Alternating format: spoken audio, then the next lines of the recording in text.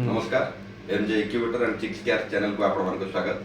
आज आप आनीचु आपण गोटे सेमी ऑटोमेटिक 60 घंटार सेमी ऑटोमेटिक मशीन जोटा कि रिजल्ट आपंकर हेचिंग रेशियो 95% पर्यंत आसूची। चलो देखा ये मशीन विषय।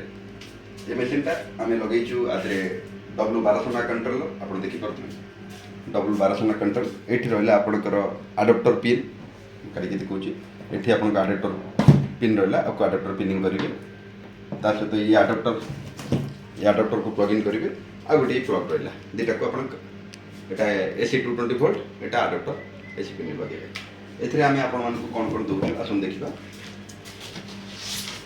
मेसीन आपन को गोटे सिंगल फैन सिंगल होल्डर ता सहित आपन को दुटा फिलिप्स 60 वाट बल्ब मिलूँ गोटे मर्क्यूरी रूम टेम्परेचर मीटर जहाँद्वारा कि आम टेम्परेचर आक्यूरेसी की देखा गोटे पानी कंटेनर गोटे 12 वोल्ट 2 एम्पियर आडाप्टर ओरिजिनल आडाप्टर ता सहित ह्यूमिडिटी मीटर एतिकी आम आपको प्रोवाइड करुँ।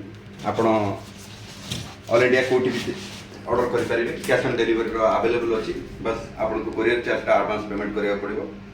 आप जदि मेसीन नेबा चाहते तले तले दि जाइए नंबर में मत कॉल कि व्हाट्सएप करूँ। जय जगन्नाथ।